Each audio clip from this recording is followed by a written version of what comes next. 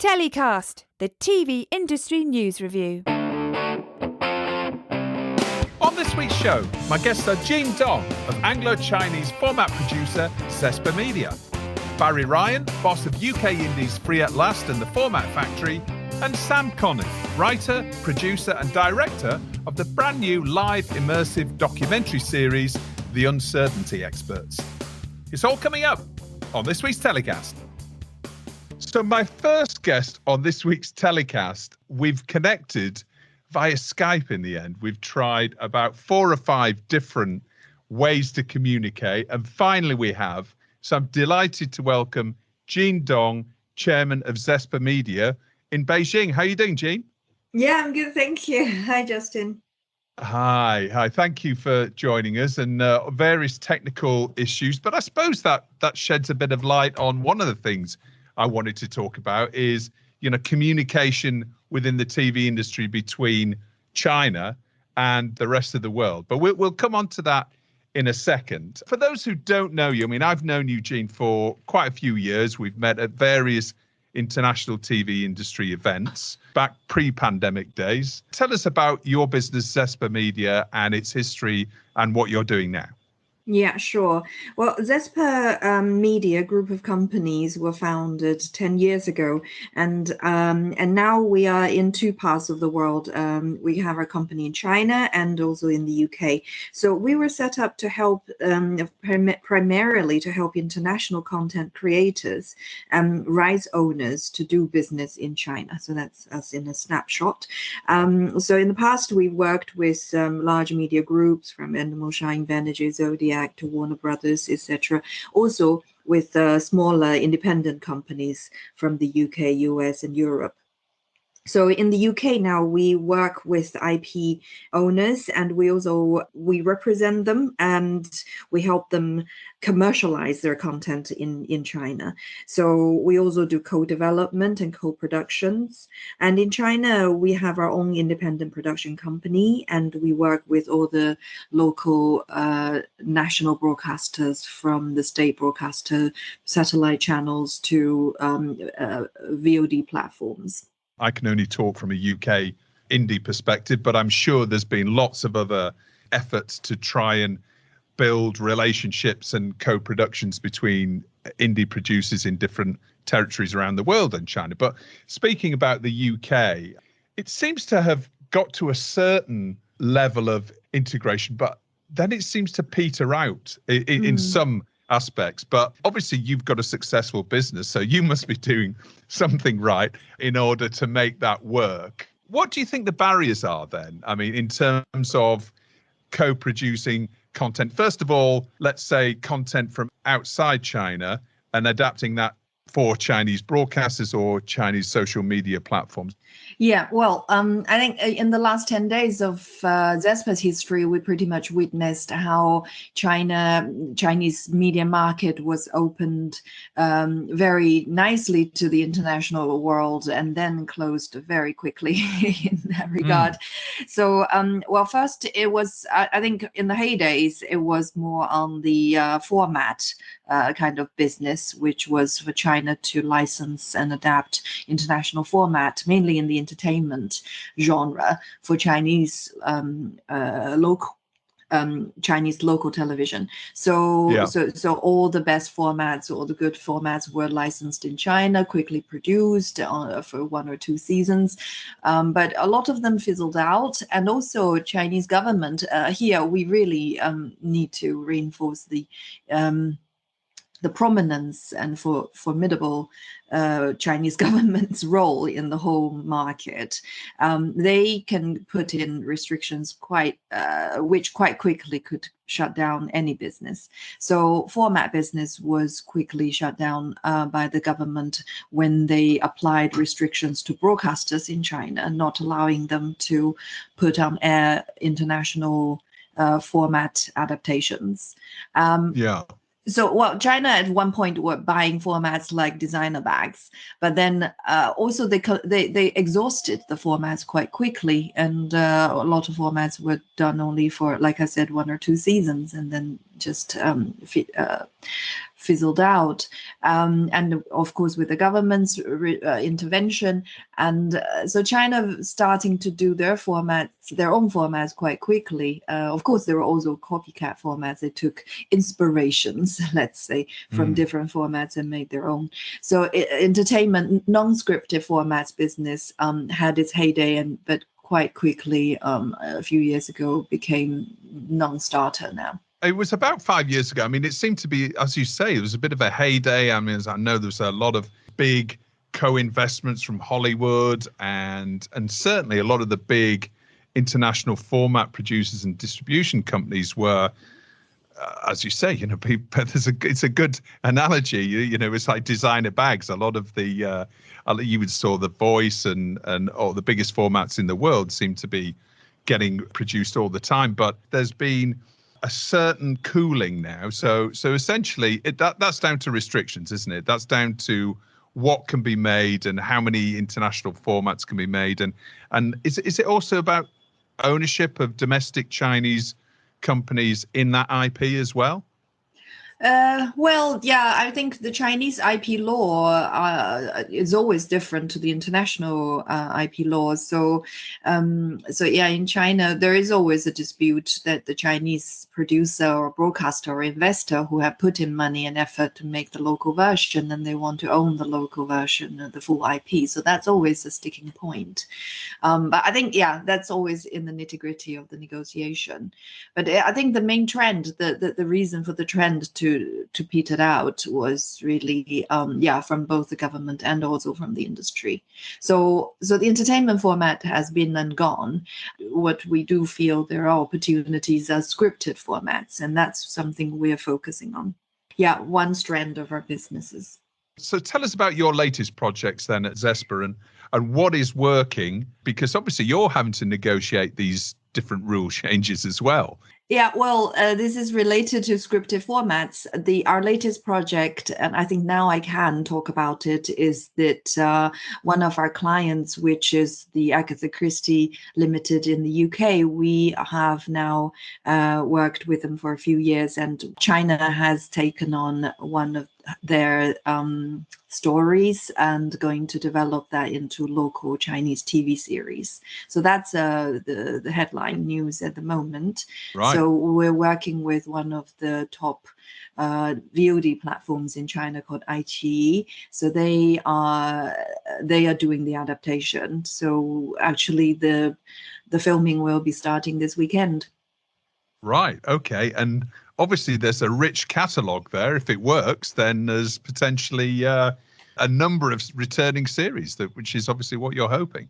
Yeah, absolutely. And that's what we want to say to the UK or international content owner rights holders, that good stories always travel well, and they could have good, successful adaptations in different cultures and countries, and China included. Right. So essentially, we're saying that the main opportunity now for international businesses into China is really in scripted formats. And if you've got a catalogue or the rights to some fantastic, classic content like Agatha Christie's back catalogue, then there still are rich opportunities for you in China. Yeah, that we can say that. Again, though, I mean, not any good story can travel to China. Of course, we have our local culture, local restrictions.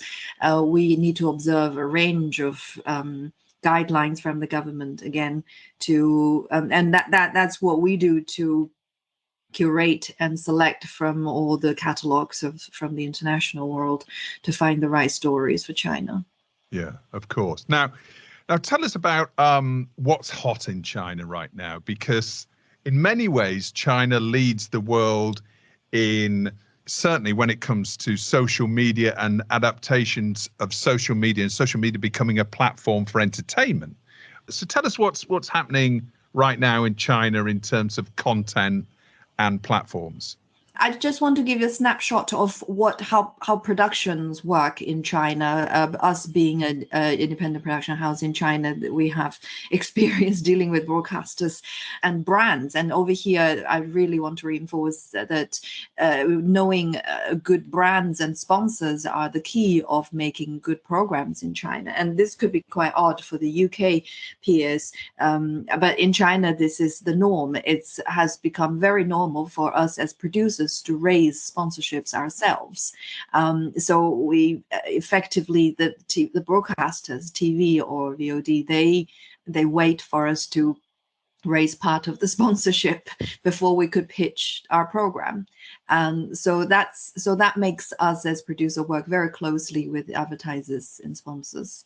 So that's one reality we have to face. So creatively, we have to create content that are sponsor friendly. And sometimes the sponsor would take quite an integral part in how the program is created, so and designed almost. So we have to find the balance between pleasing the sponsor and make it entertaining and creatively worthwhile. So that's a reality that we all have to face. That's actually a very similar challenge that we've discussed on previous episodes of TellyCast when we talked about ad-funded programming. But it's interesting to realize that actually that is the norm. It's very much the norm. And actually you need to get a sponsor on board first before you even start pitching.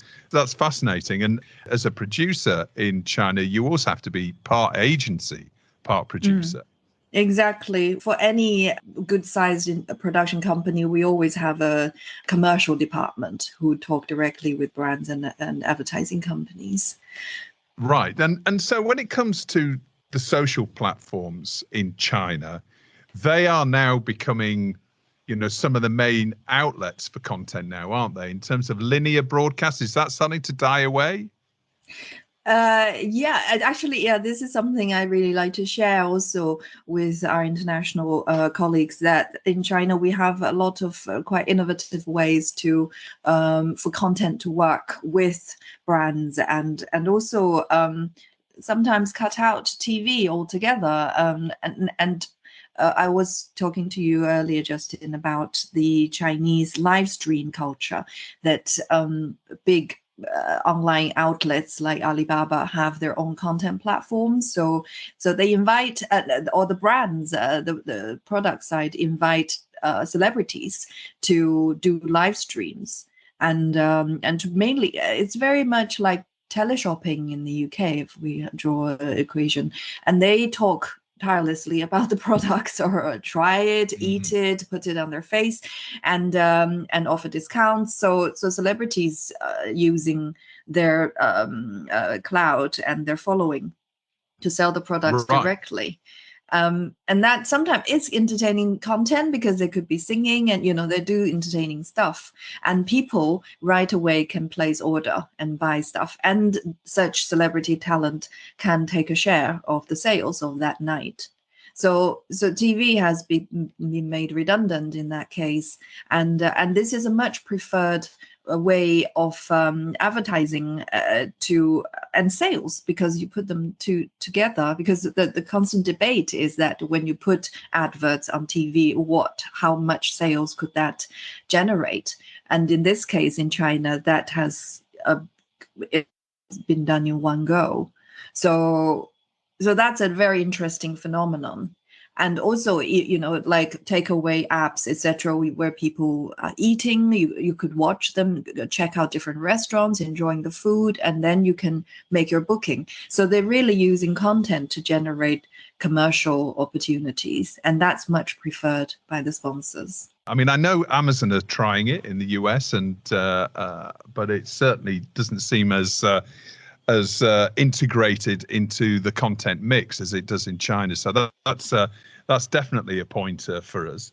What about your story of the week, Jean? What have you seen in the TV industry in the past 7 days or so that you found relevant or interesting or inspiring or surprising?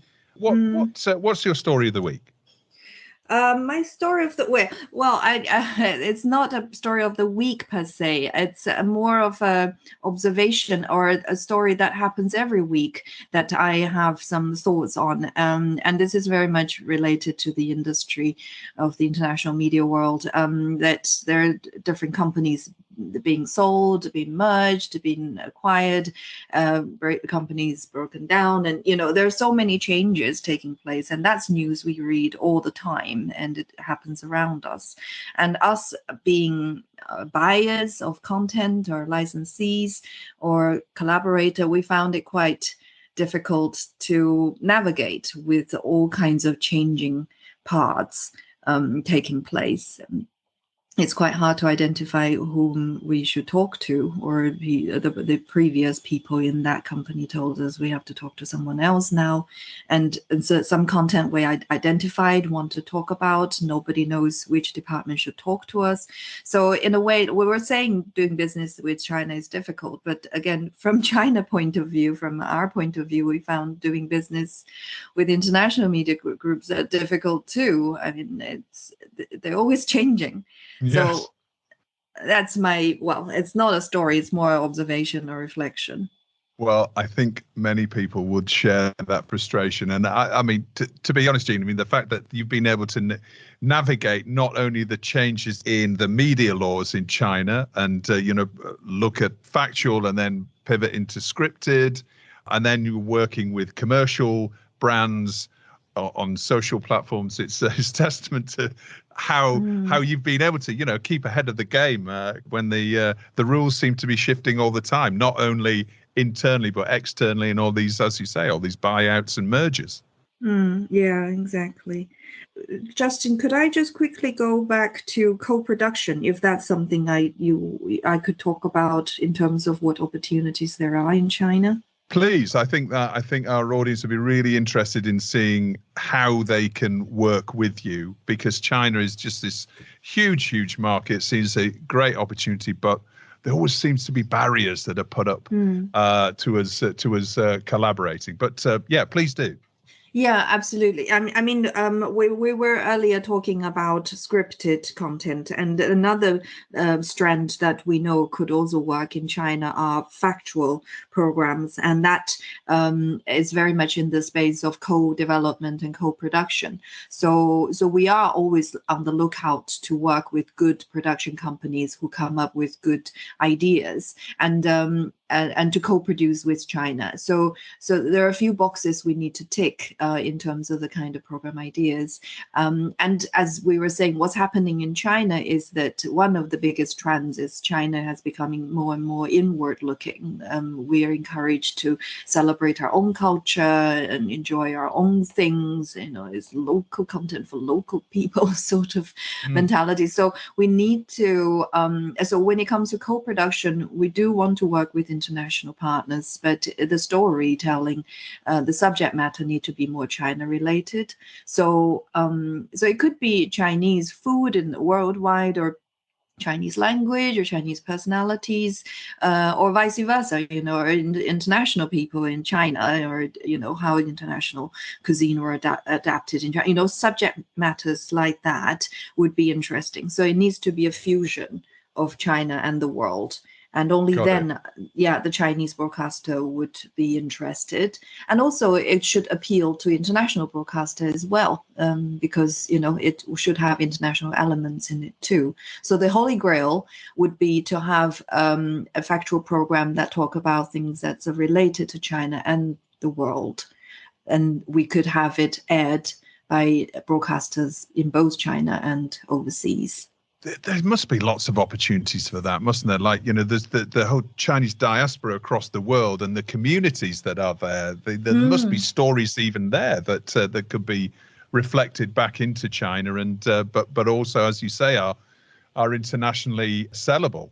Absolutely. But, so the message is that the door's still open. We've just got to work a little bit harder, and it's interesting what you say about China becoming slightly more inward looking. I mean, that's what we've found everywhere, isn't it? That's a trend around the world, make America great again, and Brexit and everything else. It's a trend that we're finding everywhere. So we just need to work a little bit harder on those international collaborations. Yes. So how about your hero of the week, and what or who you're going to put in the bin? How about your hero? Who's your hero of the week? Well, a hero of the week. It's a very interesting news I read in Spain this week about this literature prize called Planeta, and the best writer was this lady writer in her 40s, apparently, called Carmen Mola. And she has written a trilogy of crime novels that were highly celebrated. But when she was called onto the stage, 3 men turned up, 3 men in their 40s and 50s, 3 screenwriters. And then they came clean that they were the people behind this Carmen Mola, and this lady doesn't exist. So I found that really interesting. And I mean, all the feminism stuff aside, I just think it's such a clever play on almost like a double fiction, because the fiction writer herself is a fiction. So I thought that was quite amusing. That's fascinating. Well, we'll put a link to that story in the episode description of the show, so everybody can take a look at that. And how about who or what you're putting in the bin, Jean? Well, I would love to put Harry and Meghan into the bin. I mean, I'm a Chinese and all, but I'd really enjoy the British culture, and I just find it so disgusting. Sorry to use strong words, but it's that the way that Harry and Meghan have used and tarnished the UK's royal family by their selfishness and greed. And it was quite sad to see the Queen walking with a walking stick this week, and just feel this couple has taken away so much grace from this country. So I definitely want to bin them if I could. Right. Okay. Well, that's Harry and Meghan going in the bin there for the first time, and that's also, it's a really interesting subject that a lot of people have got a lot of different opinions on, and it's interesting to see it reflected back to us from China, and how different international communities may view this. But it's also very universal as well, isn't it? I suppose the grandma, the kids that are perhaps more disruptive and all of that. I think it's a family, right? We all can recognize a little bit of that. Yeah. I think, it's sad to see it happening, to see a family breaking apart, and also a quintessential figure of the UK culture breaking apart. So, but I can tell you that in China, we don't have many fans of Harry and Meghan. Everyone is putting their bet on when the divorce will take place. In the next few years. Right. Anyway. Controversial, I suppose. Controversial. Well, no, we like a bit of controversy, Jean. That's what, Jean. It's been lovely to have you on. Thank you for bearing with us while we establish an audio connection with Beijing that we can record and share it with all the TellyCast listeners. So thanks again. I'd love for you to come back on the show, Jean, and have a wider conversation about China, because it's not something we can round up in a 20-minute chat. So if you'd be happy to come back, we'd love to have you back on the show. Sure, absolutely. Thank you, Justin. Thank you, Jean. We'll speak to you very soon. Yeah. All right. Cheers. So my next guest on this week's TellyCast is Barry Ryan from Free at Last TV and The Format Factory. How you doing, Barry? I'm really well, thank you. Welcome to the show. The last time we saw each other was at a packed event pre-lockdown 1. In fact, the world was starting to lock down, and it was the very last event down in Surrey, I guess about 18 months ago now. How have things been for you since then? So it was the week before lockdown, and I remember it precisely because it was called Content Without Borders, and it was a residential thing, and it was the moment where we all suddenly realized that we weren't going to be able to continue as we had been. So we were 3 days away from principal photography on our flagship show, Agatha Raisin, in season 4 of that. To put that into perspective, we've only just completed that series now, which starts going out in December. So it was the week where the disaster was kind of laid out in front of us. And I remember there was lots of discussion about insurance at that point. That seemed to be the overall key topic of conversation. Have you got insurance? Will it covered? Yeah. Will it be covered? Well, none of us knew. So even though we have all that, we're insured up to above our body weight and height. None of us knew if it covered this very thing, because we all sign contracts, and we have for 30, 40 years, that have force majeure in them. And we all just kind of go, what's that? Act of God? Yeah, okay. We're going to be okay. And then suddenly we have an act of God, and then suddenly we have to realise and understand what we've actually signed. So, and there was all sorts of insurance stuff floating about that, insurance companies won't honour it. And then there was the other conversation, which was that there was a cut-off date. So if you'd signed your insurance before this date, you were okay. And if you'd signed it after, there was a likelihood that you weren't going to be. And our government didn't have a clue. So we were kind of in a limbo and a no man's land that no one could have foresawn, but also that none of us really knew how to navigate best the next steps. Our jobs as producers, when people say to me, what do you do? You're a producer.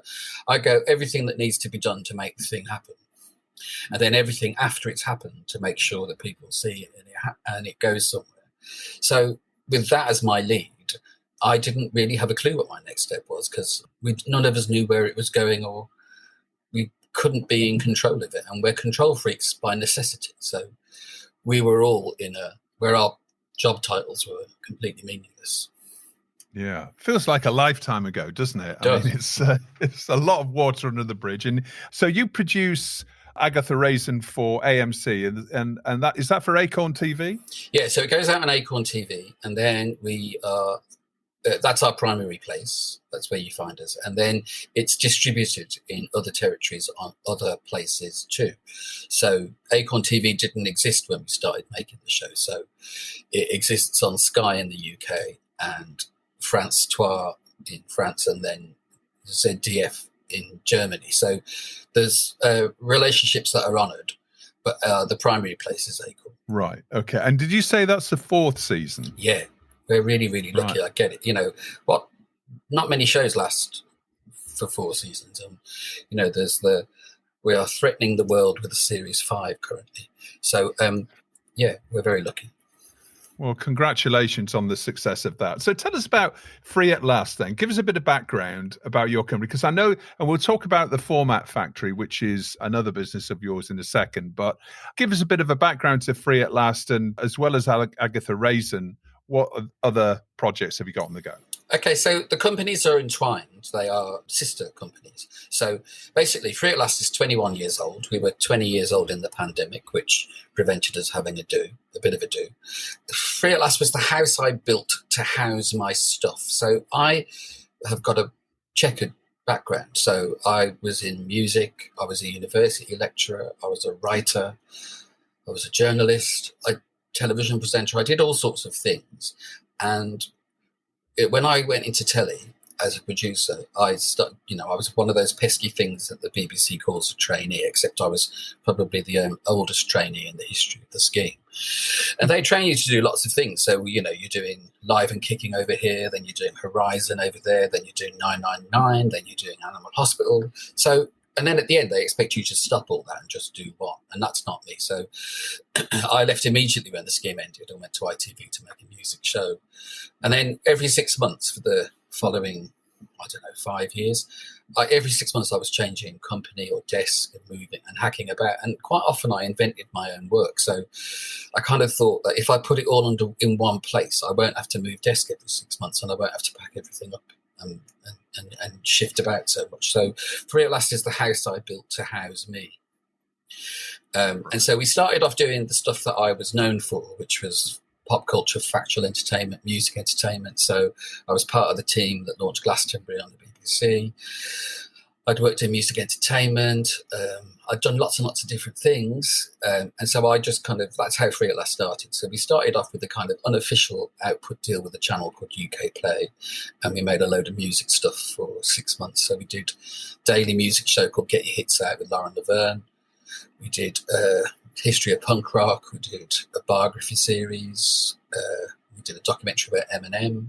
So that kind of stuff. And then we shifted over across into pop culture stuff with Channel 5 and did the Spider-Man story, Batman story, things like that. And then we did quite a big show called Martina Cole's Lady Killers for ITV3, but it transferred to ITV1.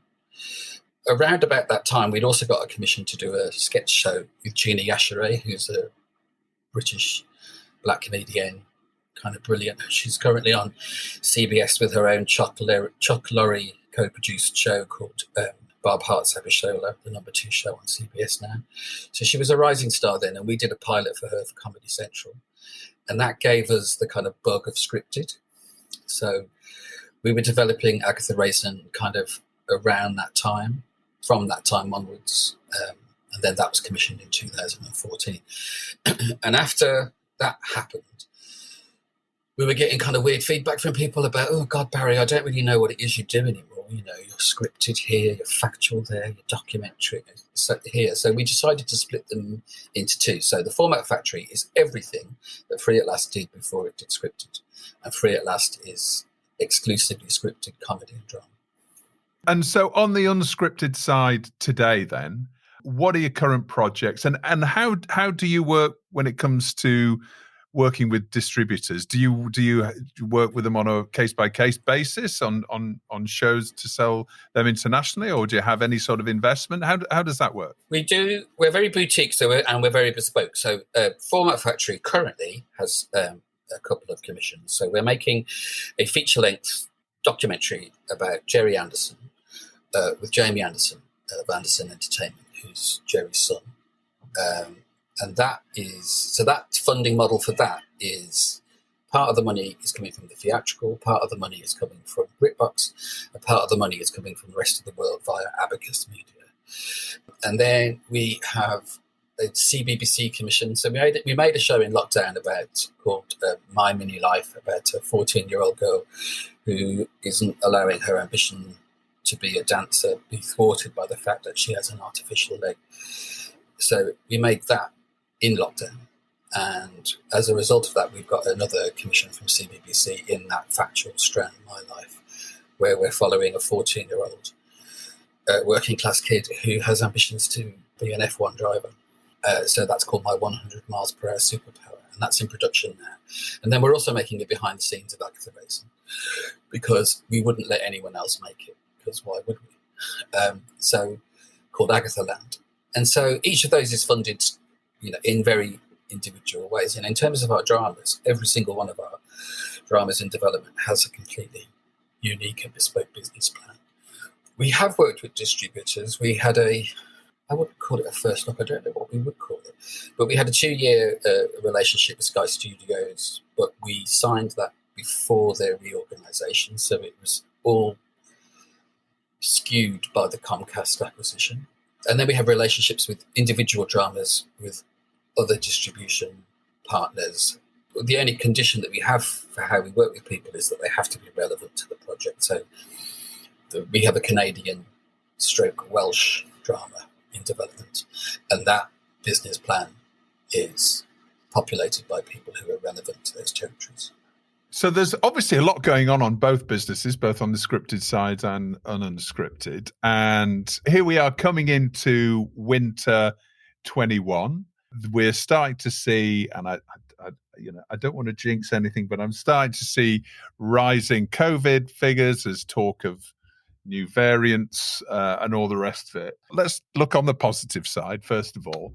In terms of that last COVID pandemic period, you said that on the scripted side, it took you, almost 18 months to get Agatha Raisin Series 4 out the door and onto Acorn. And you did 1 or 2 unscripted shows as well. I mean, have you found that period was difficult for you, or actually have you found that it's opened up more opportunities? Because we're seeing more and more of that with people that, they've gone into super development and now they're getting everything commissioned.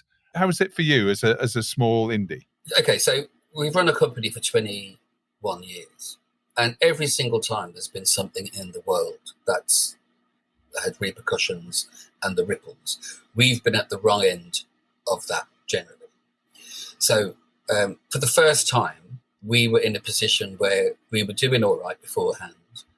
It was a pain in the arse completely. It changed everything and how we did everything. But in terms of us, we were okay and we could survive it. We could look ahead and go, yeah, this isn't great, but it's not going to close us down and it's not disastrous. Whereas before, we've always been under the threat of that. So, and we're an indie that doesn't have backers and we don't have investors. It's just us. We are what would be called vulnerable. But we knew that at some point, Series 4 would happen. Or, it was contractually in place. It was written, we were 3 days away from the first day of principal photography. So we knew that there were conversations that were going to happen further down the line. So for us, what we had to do was look around us and go, what can we do? Now, for Format Factory, the response was completely different because, there's the whole element of topical. There's things you can do. But one of the things that I was kind of adamant about is that I didn't really want to start making lockdown shows. I look at TV now and there's dramas that I can see that have been shot in lockdown, and it frustrates the life out of me that, it's this period that we will always go, well, that must have been 2020 because look at the distance between all the actors. I just didn't want to make shows that were creating a COVID legacy. Do you think the audience can tell that? Do you think, or is that a producer's eye? I'm not sure. I think that's probably a producer's eye, and I just find it a bit depressing, and that's my taste. But I also think there's things that people could have done to mitigate that, like the whole shooting through screens thing and the whole, you can position a camera where you can minimize that, and there's some shows that haven't anyway. But for me, it's just not what I wanted to do. When the people started to pour out lockdown things that looked like lockdown, I wanted to look at anything else other than that. So we decided not to do that. Format Factory had a dating format that it played with for a while, which we've extended out now to be a distance dating format. But we didn't want to look at that stuff. So we wanted to look ahead at what we wanted to be making when we came out of this. And then because we had rights and options on things, it seemed to us that the best thing that we could do was do what you said before, which is to hyper drive our development slate, which we did. And that is actually, as you've also said, showing dividends for us now. We've got into a place, actually I've got some book series where there's 40 books. And of course, before COVID, there was no chance I was ever going to have time to read those. Whereas actually lockdown gave me the time to kind of really embrace some of the projects that I've got and show them some love in a long-term overview way, and to kind of organize them. So instead of reading just 4 books at a time, I've actually managed to get ahead and actually have a massive overview in terms of where that series is going to go. So that, so we kind of hyperdrived it in that way. And also there were some originals and some writers that had approached us with things that we thought, actually, this is the time where we can show those people some attention and we can mentor in a meaningful way now because we've got the time to be able to do that. So we've done that as well.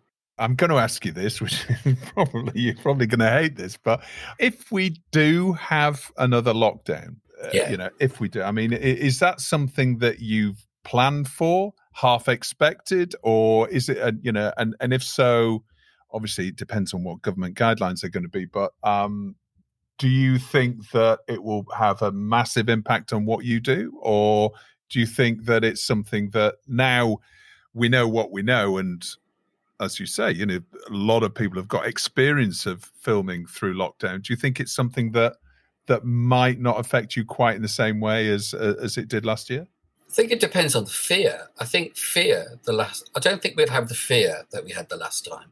And fear is a great paralyzer, and fear makes people not do things rather than what we normally do, which is to do things. And we now this time maybe we'll do things in a different way. I'm not holding my breath for government guidelines because the government guidelines haven't been helpful at any point along the way. So I think we have to take the lead as the people who know what it is we do and we need to do every day. We now know what our processes need to be and how to protect our people, and also what we need to do to make sure COVID, even if it's in the world, doesn't invade in a way that would be disastrous for what we're doing. Yeah. So we started this conversation, Barry, when reminiscing back to Content Without Borders, in April 2019. Yes, those vintage days. So what about events for you then? Have you been to any industry events? We were at MIPCOM last week and NEM a few weeks before that. Have you got plans to attend any markets or events in the next few weeks? So when lockdown stopped, when it finished, on the Monday I went for a curry. On the Tuesday, I saw stand-up. On the Wednesday, I saw a gig. On the Thursday, I can't remember what I did. And on the Friday, I went to the theatre. So I was on the starting block from January the 1st to go. The minute I could be out, I was out. I can't live in fear. It's not something that I do or want to do. And so I have been at things since we were allowed to go. I've been to 3 literary festivals. I've been to... didn't go to MIP because husband and partner in Free at Last, David, was 60 in lockdown, and I bought him a gig in New York, which was rescheduled, and it was going to be on the week of MIP.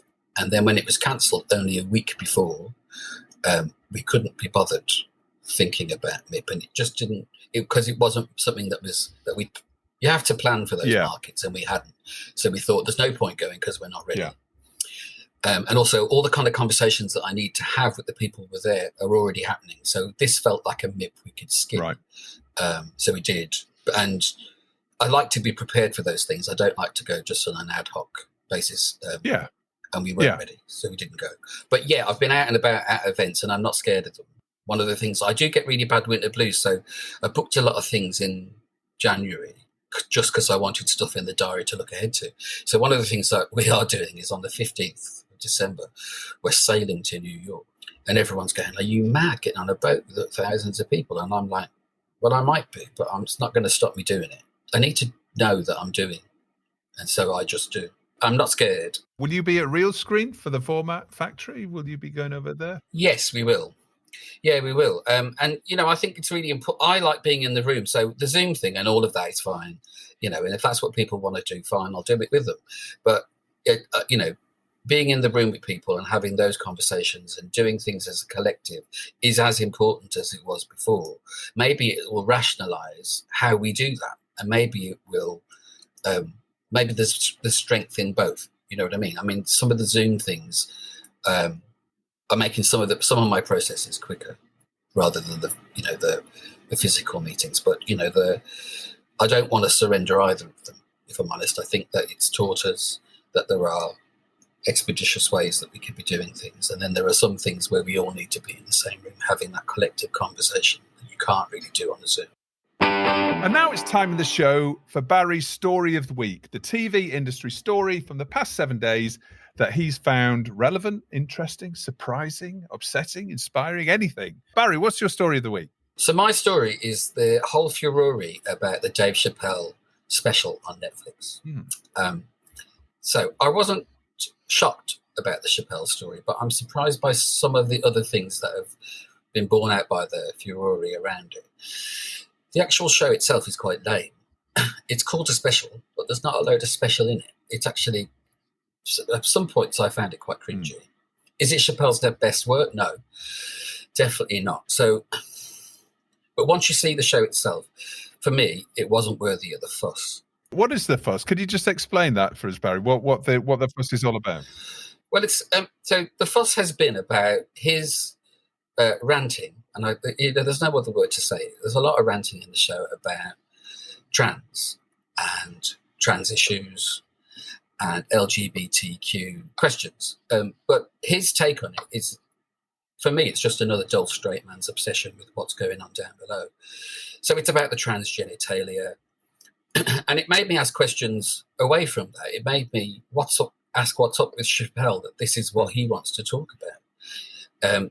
It seemed to me that it's spotlighting a man stuck in his own kind of personal time warp, obsessing about things that aren't really anything to do with him. But I'm also, the other thing that's surprising about it is the lack of responsibility surrounding its impact. I mean, I think it's really tone deaf for the producers and the company not to understand that there would be a reaction to it at its time. There almost needs to be a conversation about, a kind of we need to talk about Dave moment. And somebody should have gone, okay, but we actually need to talk about whether Dave's moment has passed. So there's been a whole conversation about this for the last decade and maybe 2 decades about the comedy of negativity and punching down. Has that had its time? So when you put this kind of a show on a pedestal, then you have to expect people to come for it and to react. So, and if your defence is that it's his free speech as a comedian to say the bad stuff, then it's equally others' free speech to react and say no, tar.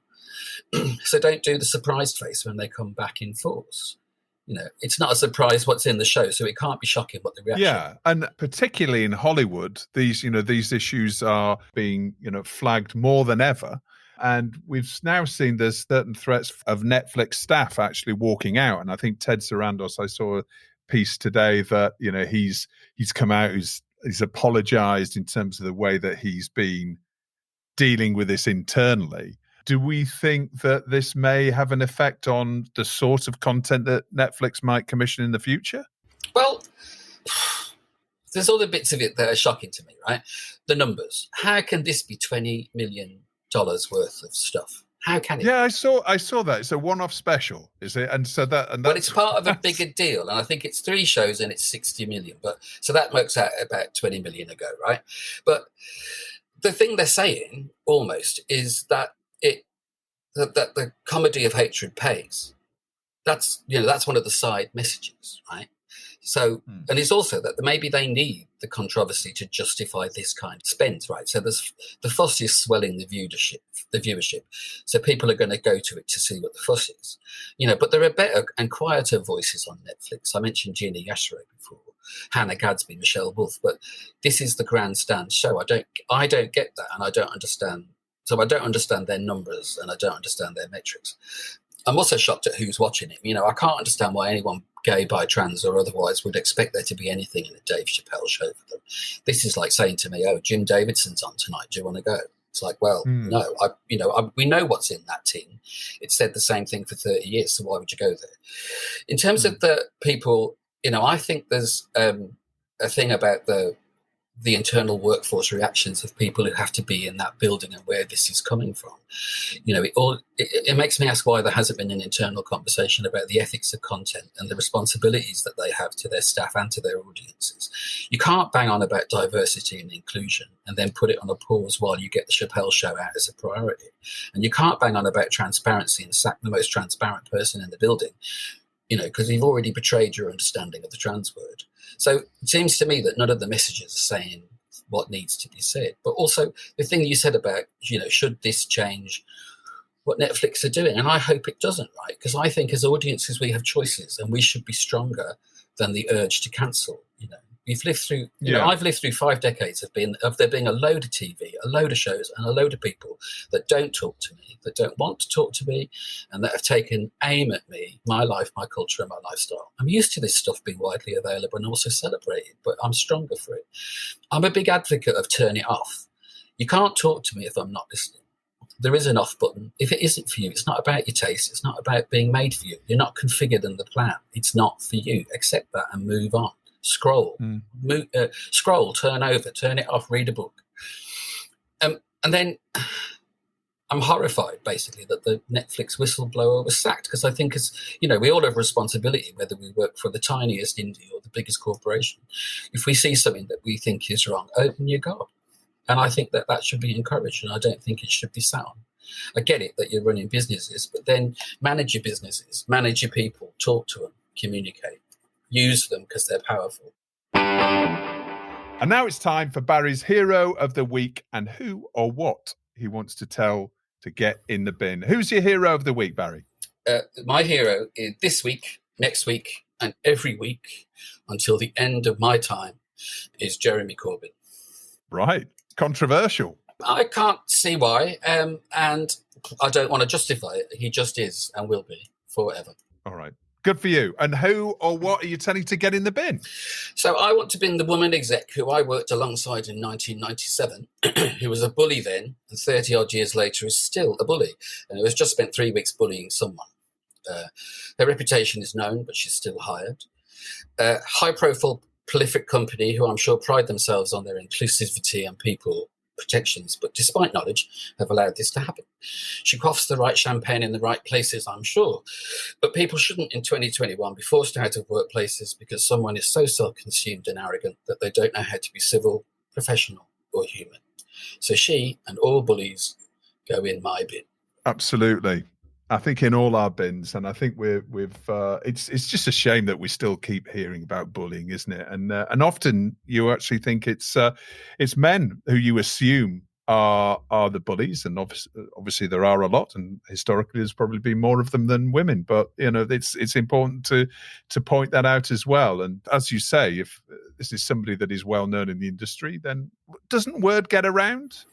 You hope so. I don't know if word gets to the right people, though. I think that people at a certain level, the conversation I've had about this particular thing is that the conversation has got to a certain level within this company, and it's either not gone up or it's been ignored. And I think it's a shame that, given if we all put our bullies in the bin, all our bins would be full.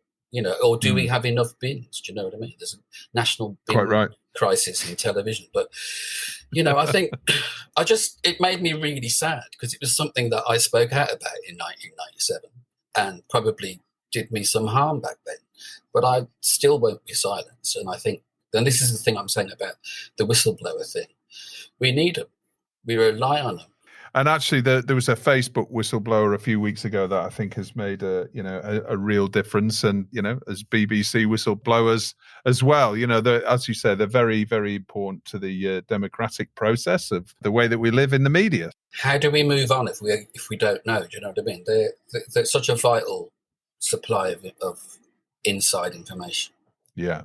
Absolutely. Barry, it's been great to speak to you, and I'm really glad that we've hooked up and had another chat again. And enjoy your cruise, and I will see you in Austin, Texas at the end of January.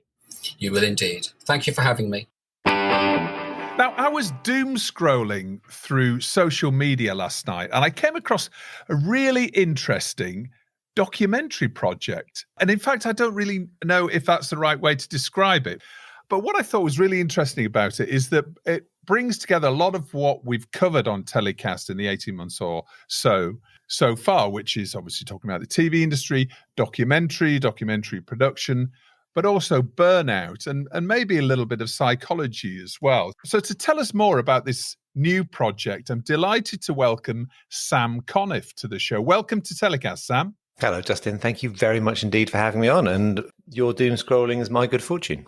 As that was just literally last night, you're the quickest guest turnaround as well. So I'm delighted that social media does have a very positive effect on our conversation now. So before we get on to talking about your project, Sam, can you just give us a little bit about your background? Tell us what you do, where you come from.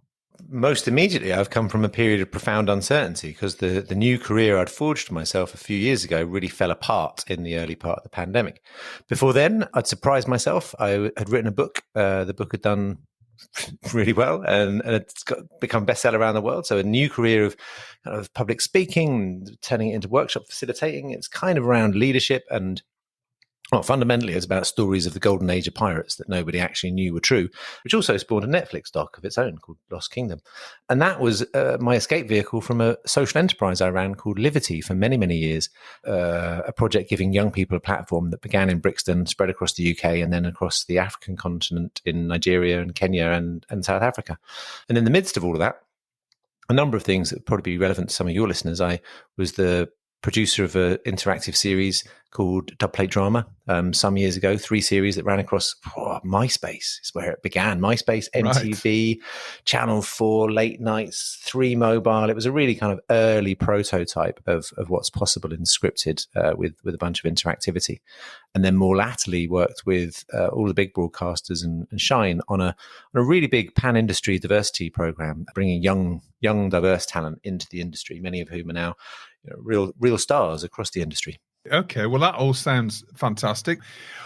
Although it was a little while ago, it's obviously very relevant and very topical now to some of the issues that we're facing in wider society and TV industry and how we address those. But coming on to your project, your press release promises a brain-expanding, mind-altering, perception-shifting experience. Tell us about it. Good quote to start with. Thanks very much. And that is actually a quote directly from Netflix, who came along to the pilot that we ran in May. And at that point, We didn't know that that was a fact, but we do now know that's a fact because I ran the pilot in conjunction with the team at University College London from their brain sciences laboratory, from a very specialist niche department called decision making and uncertainty. And they ran a series of rigorous tests, 3 separate scientific assessments against a control group of our audience of the pilot. And actually, that glorious quote from Netflix is true. The show was mind expanding and mind altering and brain expanding. And we could measure that we increased people's tolerance to uncertainty, their attitude and response to uncertainty, improved their abilities at decision making, open mindedness, empathy, preference for predictability, and even discomfort with ambiguity, all as a result of watching a 3-part interactive and immersive online and live documentary, which is a bunch of words, right? What it was in truth was a total experiment. It was an idea that I'd had in lockdown that had kind of begun, similar to your journey, I think, Justin. And by a process of iteration, sometimes it was a workshop, sometimes it was an online course, sometimes it was a book proposal. And then I'd been running it once as an online session in the afternoon on Zoom as we were all beginning to really reframe our understanding of what kind of the digital and watched and interactive experience was, I think. And I got my feedback sheets at the end of the session and someone said, best documentary I've ever seen. I was like, hey up. And in a moment when we were, another motherfucking Zoom call wasn't what anyone needed or wanted, I began to really get excited about my opportunity to play with genres, play with technologies, play with people's expectations. And then, as I think it was all great documentary and actually, good TV does, leave a mark on your audience, leave a positive mark and an impression. And that's what's always interested me about the genres. And I suddenly spotted there's a gap here to do something different in the emerging world that we're in. We know that docs went off the chart, as did podcasts, as did non-fiction reading material during lockdown. But it seemed to me that the biggest opportunity in video, in TV, let's call it a very broad and evolving area, was in the format that we were hating the most. There was everyone thinking, please God, not another Teams call, not another Zoom call. But to me, it seemed like that was the space for interaction. That was the space for innovation. We were escaping these screens to go and relax and binge watch on the new series of, God, I can't wait to watch Succession later, of whatever it was going to be. But the screen in front of us, that little frame, that horrible Zoom call we were seeing, that was the space that was so ripe for ripping up. And it was a kind of a failure of our own imagination to blame the limitations on this tiny little screen of communication. The chance was really to do something interesting in that space. So the project's called The Uncertainty Experts. Tell us about why you came up with that title and how does that relate to this interactive 3-part live documentary project? So it's March 2020, the week where all of my bookings for the year, all of the events, all the conferences, everything I was relying on had disappeared. I was divorced the year before, so I've got 2 little girls who live with me most of the week and 2 houses to pay for, and coming out of a professional high point, right? Creative high point, financial high point. And all of a sudden, I felt fucked and I felt like I was in free fall. And I had quite a lot of clients at the time, and they were also feeling very vulnerable. For many people that experienced nothing like it. And as work disappeared, I had time on my hands, and I started volunteering. I've done lots of work through Liberty with young entrepreneurs, and so I started volunteering my time to give business advice to them. Lots of creative young media professionals, and they showed up to the calls I had with them, really pretty bouncy, very resilient and ready to innovate. Whereas my clients who are my peers or my seniors were finding this moment in time very, very hard. And an idea just began to strike me. And as I looked with frustration at the daily briefings, like that plinth on the left, pseudo strategy, and that plinth on the right, like pseudo science, and that gap in the middle where creativity and humanity should have stood, calling for us to rise to this moment of fragility with some degree of creativity that kind of would match it. And I thought of these young people, and I thought of the most innovative young folks I've ever worked with was when I did a lot of work in prisons around entrepreneurship. And so I called up this guy, Carl Catamol. He wrote the book, A Survival Guide on Prison. And I just asked him for his advice on lockdown. And it was the best advice I'd had in weeks. And then I spoke to 2 or 3 other guys who I'd worked with in that similar situation. And I wrote it up as a Medium article, not very long, and I posted it. It's good advice for others. And within it, I used the term uncertainty experts. And I was just referencing the fact that, we have 1.8 million single parents in this country, 12 million people living in poverty, 480,000 refugees, staggeringly 180,000 young people in gangs, people whose daily life is uncertainty. And in this moment of uncertainty, we were looking to people who had no experience of it. The Cabinet Office at the time was celebrated for its diversity in terms of gender and ethnicity, which is to be celebrated. But there were only 3 career paths that made up the cabinet at the time of the beginning of the pandemic: law, finance, and media. And it just struck me that we're misunderstanding and overlooking people who know how to get to the end of this week. They know how to make ends meet, and crucially, they know how to spot the opportunity in the uncertainty. So I sat down one of these guys who was once heralded on the front of the Standard as London's #1 gang leader. He's now a celebrated community leader and business leader. He's just started an investment fund, multi-million-pound investment fund for young black entrepreneurs. He's regularly seen with the Bransons, the Markles. He's an incredible guy. So how did he go from gang leader to business leader? And what I began to see was the skills of uncertainty. And I mean it by saying skills, the survival strategies, the coping mechanisms, the sixth sense that's born in uncertainty is very applicable in a boardroom, in a meeting, in a creative environment when shit hits the fan. And so I started on a journey of exploration of looking for the unusual suspects. And I found refugees who'd become CEOs. I found ex-hostages who'd become healers. I found prisoners of war who'd become leadership specialists. I found people who'd been near suicide, gone through gender transition, and now world-changing scientists. Prisoners who'd become law reform. I found an incredible cast. And there was something so consistent in all of their stories. They all had very similar strategies for turning uncertainty into very, very significant opportunity. So first of all, you've shot the documentary already. Is that right? Its first iterations was as kind of an online workshop. And I used different camera crews, different documentary camera crews around the world. Some of the guys, Hilda is in Kampala in Uganda, Rezgadi is in Iraq, Dr. Ming is in California. And so I used local teams via Upwork to get good quality 4K shots done. And then they came back to me and I started to hold them together and try to work out what the interactive environment was going to be. What was this moment that Zoom was teaching us that sitting on the sofa wasn't giving us, yet this thirst for documentaries was off the chart. And so what I came up with, and this is what forms the show, 3 1-hour sessions, is in each session, we focus on a different topic. And the topics came from the research I did. What are the main negative impacts of uncertainty on you as human beings? And I had hundreds of responses from thousands of people surveyed. And they could all be categorized into 3 areas: fear, fog, and stasis. Those are the 3 main negative impacts of uncertainty in our lives. So the 3 episodes use those as their foundation. And each one explores 3 different stories of uncertainty experts and explains exactly how they turn fear into a driving force for action, how fog can be permission for creativity, and the way out of stasis as well. And so you meet these guys, you have the clips of their stories. I'm presenting their backstory. You then see some good VT of them. And then this moment happens, which is kind of the surprise reveal, where the question they pose, they finish their VT on, and it comes to your mobile phone.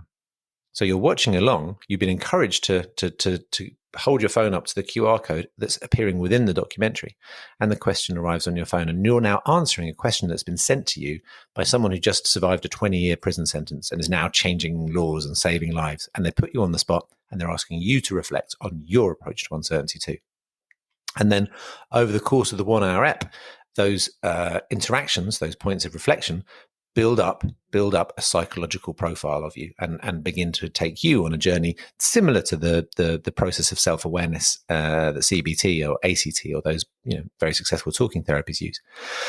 And when you start to contrast that with the qualitative analysis that the guys at UCL that I referenced did, you begin to have a very comprehensive understanding of people's experience of uncertainty, and you begin to have a very useful set of tools to help them turn, and as we were able to prove, a attitudinal shift in their response to uncertainty long term. So who's this for then? Because this is live. So you've already shot the documentary, so it's immersive and interactive. So you have an audience that comes to a physical space in London? No, we're broadcasting it online. We're using one of the big streaming platforms. We're using the same streaming platform that National Theatre, when they launched National Theatre at Home.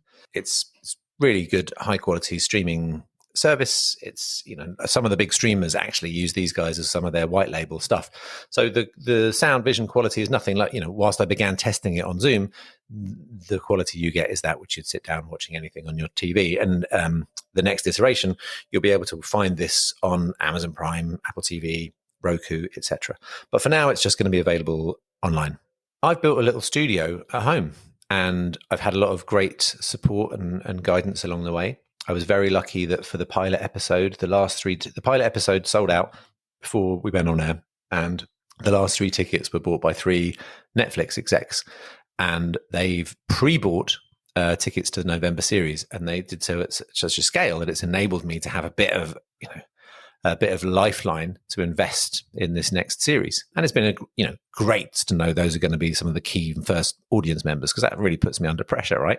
But it also means that they've been incredibly supportive and hugely creative in terms of their advice and guidance on helping me develop both scripts and the material. So no, I broadcast it from home. There are 2 presenters, me and the lead scientist on the show, Catherine Templar Lewis. And she has a film and movie background as well. So we've created the scripts between us. I tell the stories of the uncertainty experts, and we introduce the VT. We've built it in 2 different softwares using OBS and a mixing device. So we live mix in the stories of the uncertainty experts as I'm narrating them, and then we allow the uncertainty experts to reveal some of their own experiences and the insights. Those insights then ping out to the audience on their mobile phones. We get live data and information as people are having this experience, and then towards the end of the episode, it's all turned around and sent back to the audience, and they have this kind of aha moment of realization and revelation. That builds over the week in between each episodes. Catherine is an incredible science communicator, so you get as podcast episodes, the full interviews with the uncertainty experts, some science explanation content. And what we found was that 85% of the audience engaged with 3 or more bits of this content throughout the week. So there's this real reflection. There's this real chance to get involved. And there was a real frustration. People were like, why is it live? Why does it have to be live? I want to be, and we insisted on it being live. So if you miss it, you missed it. If you're late, you're not getting in. It is a live event, and you have to be there on time to do it, to get involved. There's 3 screening times each day. So there is a degree of flex, but there's a reason behind that.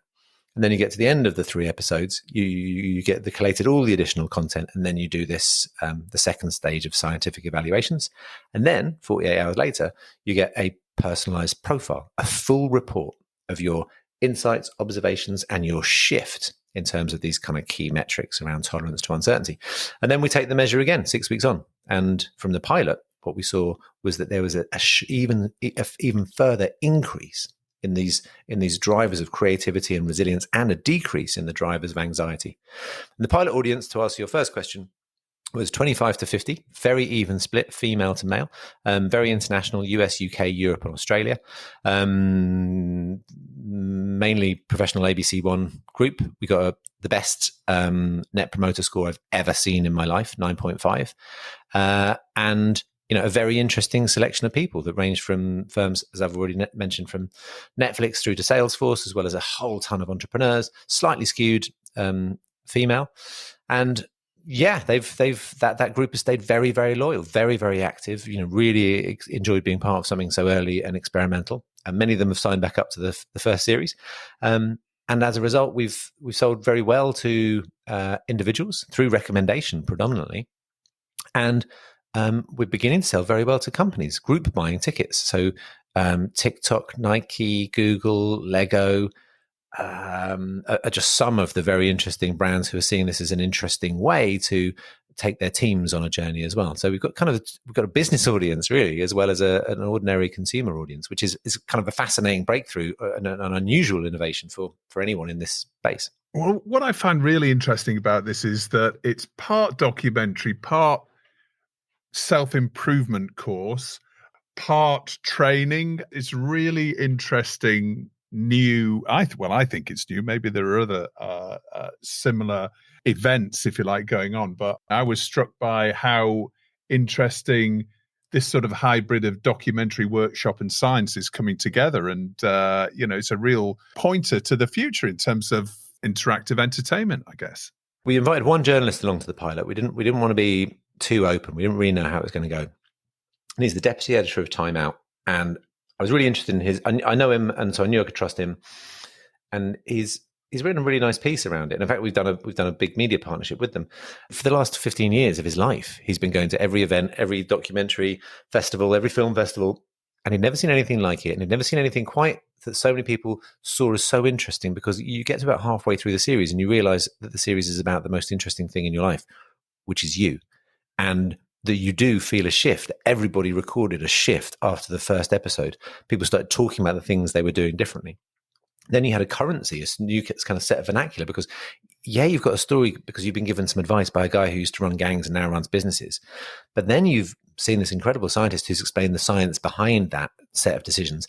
And then gradually you realize how you have the capacity to do similar things yourself. So it's very, very empowering. So you're absolutely right. It's a hybrid of both well-being. I think Dave says he's got this really great quote that it's kind of part documentary, part well-being exercise, part group therapy. I think that's a really good kind of summary of the level of hybrids that it is. But again, that's the thing. I was looking for who's done interactive documentary, so I could look for some examples. And across all the film festivals, there's some amazing stuff. But predominantly, we've defaulted to interactive documentary, meaning largely user-generated content within a documentary. At this moment, with the acceleration of technology, what the expectation of our audience is to interact and be involved in something. If we can do that in these work environments, this is the chance, right? This is the chance in this moment of great fragility to really, really try and do some things differently. So, I wouldn't have had the innovation or the lessons that have come into it had it not been for the shit show of last year. And here we are at the precipice of really innovating within an already pretty innovative genre. Yeah. Can you see this live streaming on one of the key platforms, whether it's Amazon Prime, for example, or any of the other SVOD or AVOD platforms? Is that your ambition for the show? In stages. First things first, I want to run it again as a live event in November. And my plan is then to run a series of these as live events next year. I've already had it likened to the beginning of Punch Drunk or Secret Cinema. And I think one of the successes of those that I look up to a great deal, and I wouldn't say I was anywhere near those levels yet, is the idea that you have a series and a moment. And so for 2022, at a moment when humanity really needs to change its relationship with uncertainty, and it's proven, right? Uncertainty is the greatest driver of anxiety globally, bar none. Yet it is also this huge unlock. And if there was a moment that we needed more creativity and more resilience, this is it. So I'm really interested in running it as a series of increasing live events to fundamentally prove the science. UCL are aboard, the scientists on the team are aboard. So we're going to run as a series of live experiments with ever-increasing audiences next year. What I've loved about working in the science community, I never have before, is its openness. Every single piece of research and an academic study typically is then given back to the community for it to get larger. So if as one scientist said, Sam, you've stumbled upon a new form of CBT that can be delivered via documentary. The scope for this is incredible. At a societal level, societies with a low tolerance to uncertainty are more prone to divisive politics, populist policies and agendas, conspiracy theories. High tolerance to uncertainty look after themselves better. When there's not food on the shelves, when the groups that will pull themselves together in the uncertainty that's to come, we need societies with high tolerance to uncertainty. And the same goes for businesses. Businesses that are risk averse are not surviving. So we need this kind of work. So I'd like to prove it beyond doubt. I'd like to extend this experiment to have more companies, businesses, and organizations go through it, as well as individuals, so we know it works. And then look at how we share that. And one of the ways that I'd be very excited, I am both very nervous and very proud and very ambitious about having so many Netflix execs come along to the November screening. Because, what could be a bigger ambition than making something like this work and then having it on a platform like that in some kind of iteration? Who knows what that might look like yet. But if we can deliver some of the effects of CBT on the underlying meta challenge of the 21st century to that many people, then that gets very exciting. And for someone whose whole life has been around kind of purpose and empowerment, the coming together of both real fricka and science, the best storytelling I've ever done in my life with some of the most inspirational, interesting individuals I've ever come across on a platform like that. Well, yeah, that would be, those are my dreams. All right. And so if anybody wants to sign up and experience the Uncertainty Experts, how do they do that? You simply Google Uncertainty Experts or go straight to the website, uncertaintyexperts.com, and take a look. You'll see some of the videos, the trailers, some of the testimonials there. And if you like what you see, press buy a ticket and you'll be able to buy a ticket. And then you choose your screening time. If you're UK people, that's 9 a.m., 5 p.m. and 8:30. So that means we've got a screening that works from Shanghai to Sydney to LA to New York to Mumbai. And pick the time that suits you and be there. Tuesday, the 9th of November, it begins, then the 16th of November, then 23rd November, and know that 48 hours before the first screening, you'll be receiving your full scientific assessment. And then 48 hours after the last screening, you'll receive your full profile and breakdown of your own tolerance to uncertainty and how you can continue to improve it.